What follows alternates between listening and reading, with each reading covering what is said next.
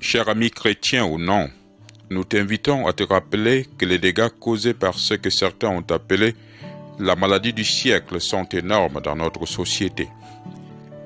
Et personne ne saurait le nier, car nous avons beaucoup de preuves matérielles, telles que le nombre trop élevé de décès dus au VIH-Sida et le taux sans cesse croissant d'orphelins du sida dans notre société, pour ne citer que celle-là.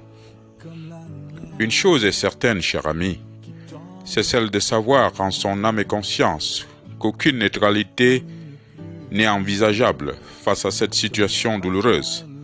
C'est ce qui nous amène à dire que chacun doit agir en ce qui le concerne, sinon le pire arrivera un jour. Face à cette situation embarrassante, les sages de ce monde proposent des méthodes humaines qui ne sont pas mauvaises en soi, si longtemps qu'elles ne sont pas contre les lois de Dieu. Mais il faut néanmoins reconnaître leurs limites. C'est dans cette optique que nous, chrétiens, proposons l'utilisation de la méthode divine qui s'appuie sur l'enseignement de l'Écriture sainte, unique méthode sûre. C'est ce qui a amené Audio Gospel, à travers ces dialogues très intéressants, à donner tout le sage conseil de Dieu à tous ceux et à toutes celles qui suivront cet enregistrement. Nous finissons, cher ami, en te disant que l'unique but visé est d'amener les uns et les autres à adopter une vie saine qui plaise à Dieu en acceptant Jésus-Christ comme Sauveur et Seigneur, ce qui est la seule garantie du salut. Merci. Bonne écoute.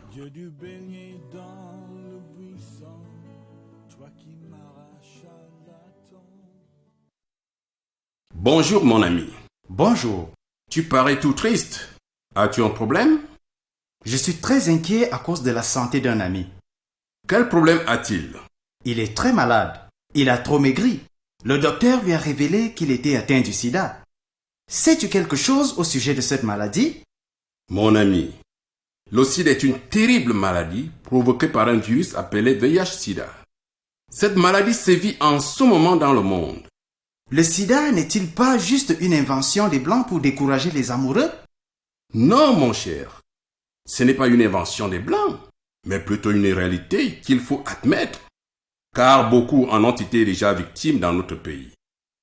C'est la peste du siècle qui touche aujourd'hui tous les pays du monde entier.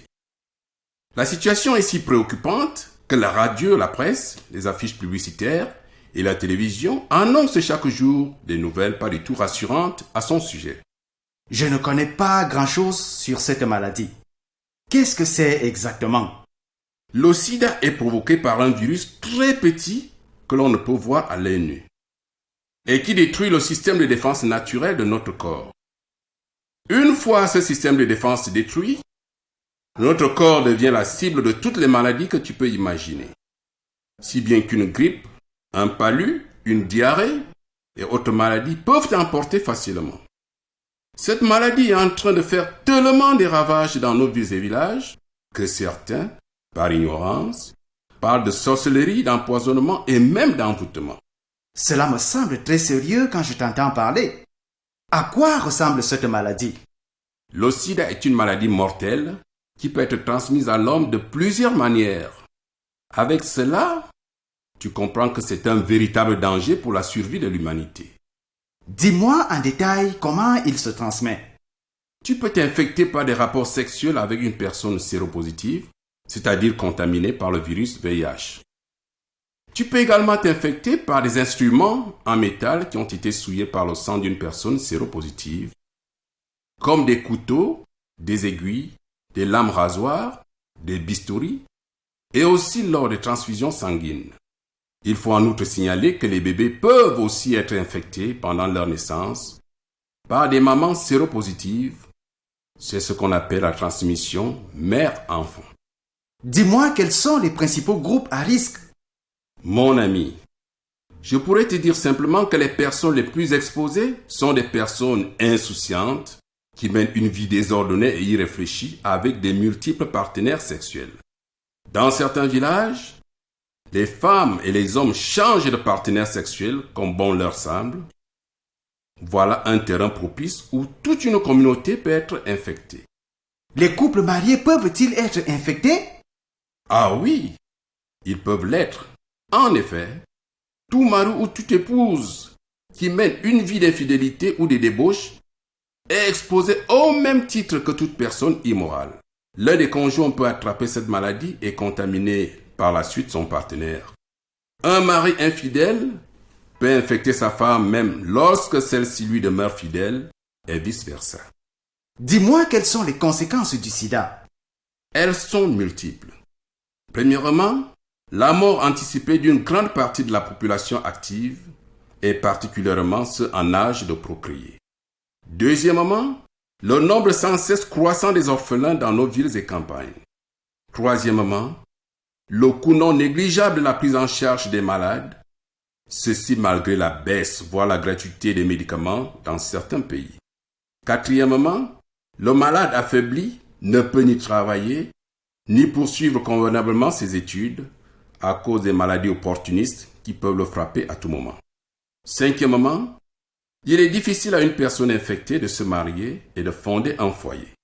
Sixièmement, la personne infectée est parfois chassée par sa famille, abandonnée par ses amis et rejetée par la société. Peut-on identifier au premier coup d'œil une personne atteinte du sida? Pas au début. Les séropositifs, c'est-à-dire les gens infectés, sont apparemment bien portants avant la phase de la maladie proprement dite. Mais déjà à ce moment-là, ils peuvent transmettre la maladie à leur partenaire sexuel. Est-ce parce que cette maladie est très contagieuse qu'une personne atteinte du sida ne devrait pas se marier? En rapport avec ce sujet, il est important pour ceux qui voudraient s'engager dans une relation de mariage de faire au préalable des examens prénuptieux. Le mariage étant pour la vie, il serait sage de nos jours que les couples engagés s'assurent d'abord de leur état de santé en faisant absolument le test de dépistage du VIH. Si une personne est déjà infectée, elle ne devrait pas se marier car elle pourrait causer la mort de son partenaire. Dis-moi quel est le traitement du sida. Jusqu'à ce jour, il n'existe aucun remède qui guérit le sida. Quelques produits tels que les antirétroviraux peuvent réduire la progression de la maladie et prolonger ainsi la vie des malades, mais ne guérissent pas le sida. Ces produits coûtent cher dans certains pays et dans d'autres où l'on parle de gratuité, ils ne sont pas toujours disponibles. Existe-t-il un vaccin pour cette maladie? Il n'y a aucun vaccin en vue. Aucun vaccin? Aucun remède en vue? Est-ce à dire que nous allons tous périr? Non! Crois-tu que c'est tout le monde qui mène une vie insouciante et immorale? Mis à part les quelques cas dus à des fautes lors des transfusions sanguines, ceux des bébés nés de mères séropositives et ceux provoqués par des instruments souillés par le sang contaminé, il est établi que ce sont des personnes qui se livrent à une vie sexuelle désordonnée qui courent plus de risques. Ah! Je vois. Comme il n'y a pas de remède, il faut donc tout faire pour éviter le sida. Est-il possible d'éviter cette maladie? Oui, mon cher, c'est possible. Mais il est important que chacun comprenne qu'une fois que tu contractes le virus VIH, il n'y a aucun moyen de t'en débarrasser. Le transmettre à n'importe qui ne te l'enlèvera pas. Ce virus, tu peux le distribuer et par ta faute, faire mourir tes partenaires, mais tu le garderas tout de même et te réinfecter pourrait anticiper ta mort. Il faut faire tout ton possible pour ne pas l'attraper. Prends garde au conseil du monde. Aujourd'hui, le monde recommande l'utilisation du condom pour vous préserver d'attraper ce virus. Pour lutter contre cette maladie, certaines autorités distribuent gratuitement des paquets de condoms dans des lieux publics, les écoles et même dans les églises, croyant ainsi avoir trouvé la solution efficace pour barrer la route à cette terrible maladie. Dans les écoles et les églises, cela me semble étrange. Ah oui, mais c'est la triste réalité. Ils pensent que ceci aidera les jeunes à agir sagement et à les préserver du sida. Distribuer les préservatifs à nos enfants, est-ce vraiment la solution? Est-ce que cela ne les encourage pas à se prostituer? Oui, c'est une chose regrettable. La distribution des condoms, au lieu de protéger nos enfants, encourage seulement le sexe en dehors du mariage. À cause de ces condoms, certains jeunes et même des chrétiens adoptent parfois un comportement sexuel déviant et dangereux qui les mène à la destruction physique, morale et spirituelle. Mon ami était de ceux-là. Il se vantait d'avoir connu beaucoup de filles. Il y a quelques années, il était encore bien portant et fort. Mais à présent, il est devenu squelettique et affaibli par la maladie. Je suis désolé au sujet de ton ami. Malheureusement, aujourd'hui, plusieurs jeunes se comportent de la même manière. Ils plaisantent même au sujet du sida en disant qu'on essaie tout simplement de les effrayer avec cette histoire. Pour eux, le sida c'est seulement pour les autres. Ils pensent qu'il est normal d'avoir des relations sexuelles avec n'importe qui. Explique-moi, le préservatif nous protège-t-il vraiment contre le sida? À l'origine, les condoms ont été conçus seulement pour empêcher la grossesse. Si son utilisation était à 100% efficace, le taux de séropositivité serait-il en perpétuelle augmentation dans nos pays, comme nous le constatons aujourd'hui? La réalité est que le condom ne fonctionne pas toujours efficacement pour des raisons suivantes. Il peut se déchirer, il peut être mal utilisé, certaines personnes refusent même de l'utiliser. Il peut être poreux et le virus qui est si minuscule peut passer à travers. Cher ami, l'homme cherche toujours à résoudre ses problèmes par sa propre sagesse, mais Dieu dans son livre, la Bible déclare « Telle voie paraît droite à un homme, mais son issue, c'est la voie de la mort. » Très bien. Mais je me demande si on peut attraper le sida par les contacts de la vie quotidienne avec des personnes infectées.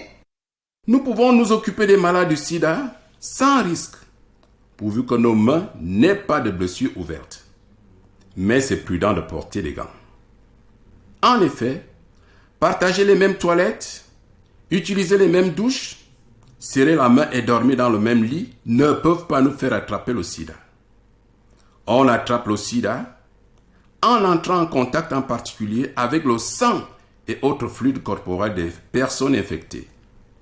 Le virus est dans les fluides de leur corps et non pas sur leur peau sèche. Au fait, que faut-il réellement faire pour ne pas attraper le sida? Cher ami, pour éviter d'être contaminé, il faut s'abstenir de toute relation sexuelle hors mariage. Rester fidèle à son mari ou son épouse. Ne se rendre que dans les cliniques et hôpitaux où les instruments tels que les seringues, les aiguilles et les bistouris sont stérilisés correctement.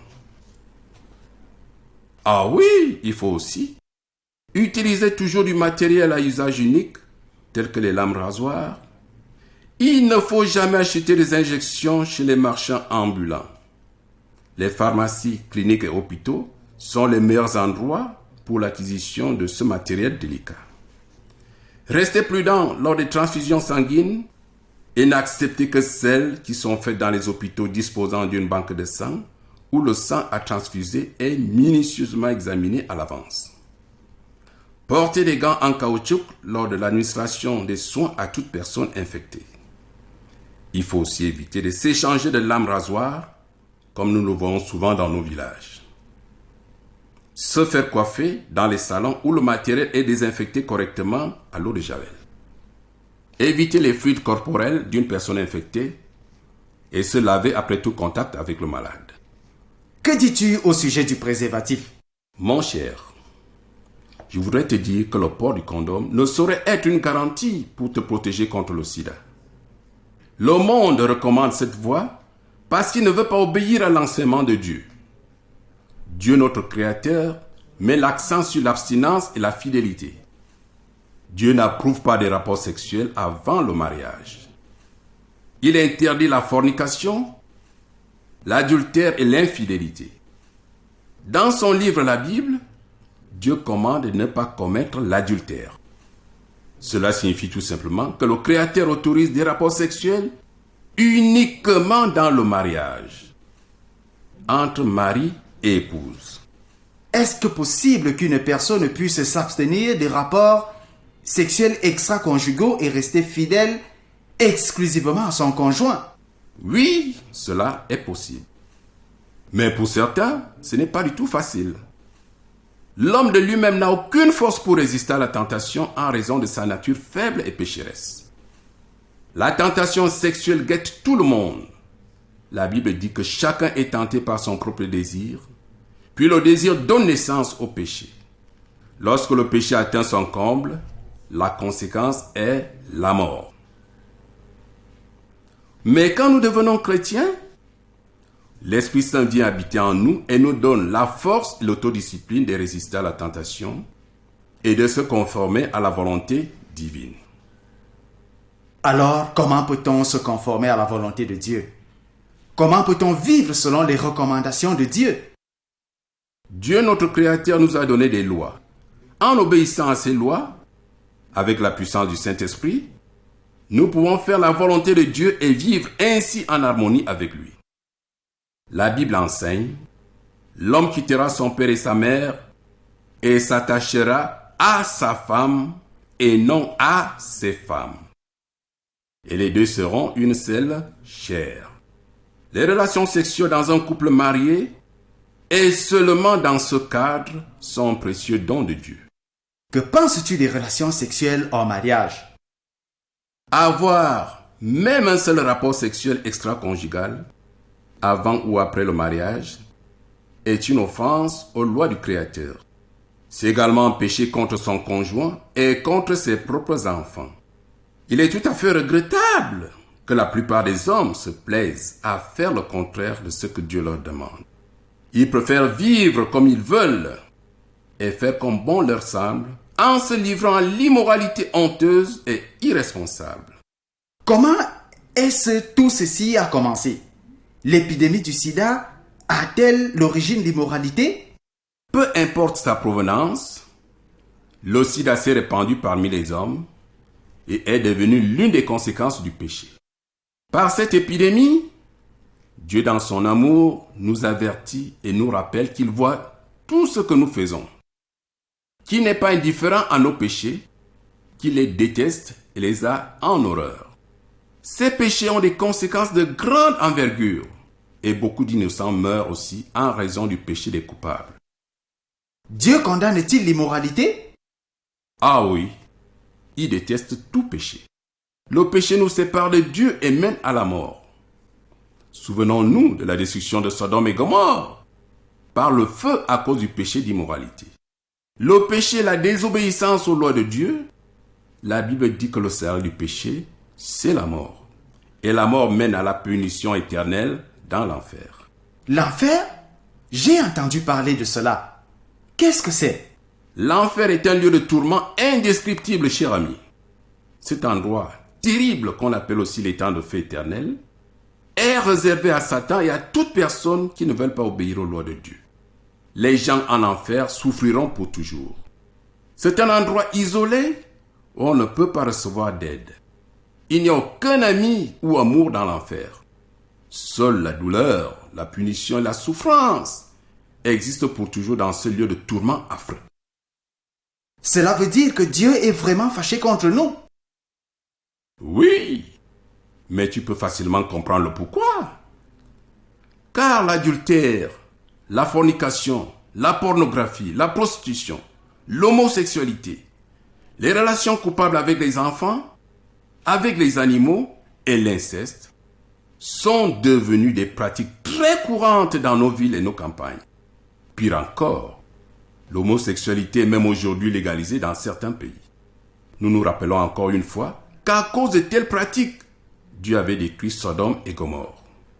Je pense qu'au travers de cette pandémie, Dieu qui nous aime nous parle et nous demande d'abandonner ces pratiques ignobles et de se tourner vers lui, car de telles abominations attirent certainement la colère de Dieu sur l'humanité. Le péché devant Dieu est pire que le sida, parce qu'il nous entraîne pour un séjour éternel dans les temps de feu. Quelle est exactement la position de l'homme devant Dieu? La Bible déclare que tous ont péché et sont privés de la gloire de Dieu. Tous se sont égarés. Il n'y a pas de juste sur la terre, même pas un seul. Nous sommes donc tous coupables devant Dieu. Nous avons tous violé la loi de Dieu. Nous sommes séparés de lui. Nous avons tous péché. Mais y a-t-il encore un espoir pour nous les pécheurs? Oui, il y a espoir. Dieu, dans son amour, offre gratuitement à tous les hommes, victimes du sida ou pas, une seule solution à notre problème de péché. Cette unique solution est en Jésus-Christ, qui est venu de Dieu pour être notre sauveur. Ah oui, Jésus-Christ, peux-tu me parler de lui? Dieu est saint et juste. Sa loi dit que le salaire du péché, c'est la mort. Il ne peut effacer aucun péché sans la mort du coupable. Pour que la justice de Dieu soit satisfaite, il fallait qu'un innocent meure à notre place. Cette personne sans tache, pure, innocente, sans péché qui pouvait satisfaire la juste exigence de Dieu est bel et bien Jésus-Christ. Jésus est venu sur la terre pour donner sa vie. Il a été cloué sur la croix à cause de nos péchés. J'ai pensé qu'en ces jours, seulement les plus mauvais criminels auraient été crucifiés comme lui. Comment un juste peut-il subir la punition qui était réservée aux criminels? C'est vrai. La croix autrefois était réservée aux malfaiteurs. Mais Jésus-Christ, qui était sans péché, a porté le lourd fardeau de nos péchés sur la croix, afin de nous réconcilier avec Dieu. Sur la croix, Jésus n'était pas en train d'être puni pour son propre péché. C'est à cause de tes péchés et de mes péchés qu'il a souffert la punition qui nous était destinée. Il a pris sur lui notre péché, notre honte. Christ a donné volontairement sa vie pour nos péchés. Il a subi la colère, la malédiction, l'abandon de Dieu que nous méritions. Mais cette histoire triste a une fin heureuse. Bien que Jésus soit mort sur la croix, il n'est pas resté dans la mort, car 3 jours plus tard, il est ressuscité. Jésus a vaincu la mort. Jésus est vivant pour toujours. Maintenant, Jésus a la puissance de transformer et de donner la vie éternelle à tout homme qui l'accepte comme sauveur et Seigneur personnel. Jésus-Christ est le seul moyen que Dieu nous offre pour nous réconcilier avec lui. Concrètement, comment pouvons-nous recevoir Jésus-Christ dans nos vies? Oui, Jésus est le seul remède pour notre problème de péché. C'est merveilleux d'avoir un remède. Encore faut-il le prendre. Dieu ne force personne, mais dans son amour, il ordonne à tous les hommes qu'ils aient à se repentir et à croire à son Fils Jésus-Christ. La Bible indique que nous devons nous détourner de notre péché et crier à Dieu. Dieu nous pardonne et nous protège si seulement nous recevons Jésus comme notre Seigneur et Sauveur personnel. La Bible dit, le cadeau de Dieu est la vie éternelle en Jésus-Christ, notre Seigneur. Si tu veux recevoir Jésus-Christ dans ta vie, tu dois admettre que tu es un pécheur perdu et que par tes propres efforts, tu n'as aucun espoir. Confesser tous tes péchés à Jésus-Christ et renoncer à ton ancienne vie de péché. Inviter Jésus-Christ dans ton cœur afin que le Saint-Esprit vienne habiter en toi. Et c'est à ce moment qu'il te donnera la capacité de vivre selon sa volonté. Celui qui reçoit Christ dans sa vie devient un enfant de Dieu. Il obtient le pardon de ses péchés et la vie éternelle. Comment pouvons-nous savoir que Dieu nous a pardonnés? La Bible est la parole de Dieu. C'est la vérité. Dieu ne peut mentir. Dieu accomplit toujours ses promesses. Il est écrit, celui qui cache ses transgressions ne prospère pas. Mais celui qui les avoue et les délaisse trouve la miséricorde. Il est également écrit, si nous confessons nos péchés, il est fidèle et juste pour nous les pardonner et nous purifier de toute iniquité. Aucun homme sur la terre ne peut pardonner les péchés. Pour obtenir le pardon de tes péchés, il faut croire en Jésus-Christ. Les personnes atteintes du sida ne doivent pas désespérer. Dieu aime tous les hommes, victimes du sida ou pas. Dieu offre le salut à tous les hommes sans exception. Il les invite tout simplement à accepter Jésus, à croire en lui et à se repentir, afin de leur donner la vie éternelle. C'est le péché qui est à la base de tous nos problèmes. Quand une personne croit en Jésus, elle lui confesse tous ses péchés, abandonne son ancienne vie de péché et invite Jésus-Christ dans sa vie. Elle obtient ainsi la paix avec Dieu et devient enfant de Dieu. Elle ne devra plus être punie pour son péché en enfer. Mais que dis-tu des personnes atteintes du sida? Dieu peut-il les sauver? Dieu peut-il les guérir? Au sujet des personnes infectées, Dieu dans sa souveraineté peut parfois décider de guérir le corps physique. Mais ce qui est plus important pour lui, c'est notre guérison spirituelle. Dieu promet à tous ceux qui reçoivent son Fils Jésus-Christ comme Sauveur et Seigneur la vie éternelle auprès de lui au ciel.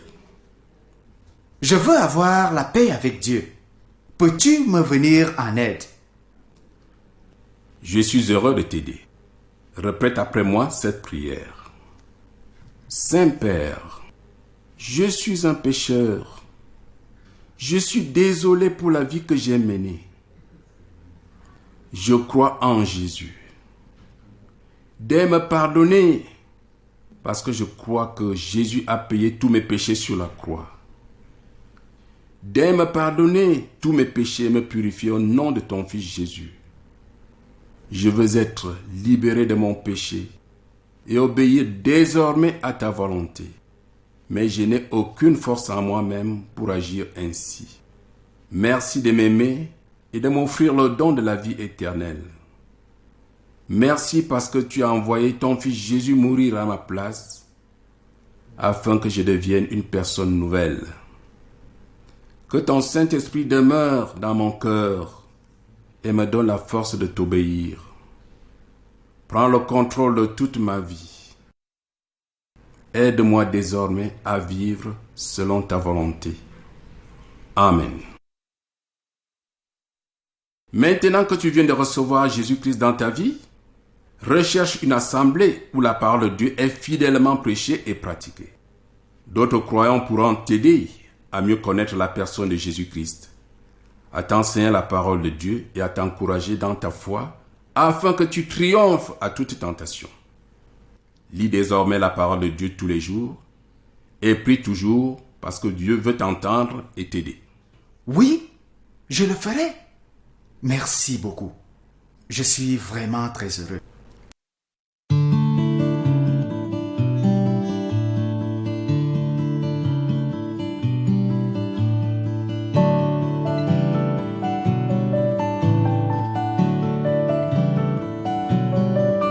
Tu as percé le voile de notre histoire pour éclairer notre sort. Tu as donné des ailes à notre espoir en revenant de la mort.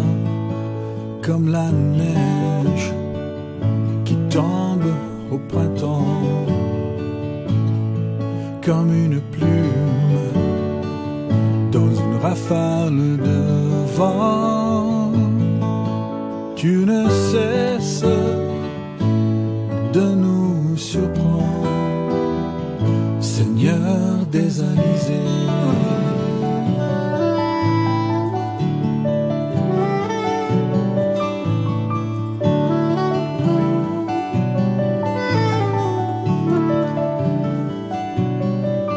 Lorsque j'ai du mal à ramer et les vents me sont contraires, dans la nuit de tous les dangers, tu viens marchant sur la mer. Si l'orgueil me détourne de toi, les épreuves me renvoient dans tes bras. Tu m'apprends la vie par la foi, Seigneur des alizés.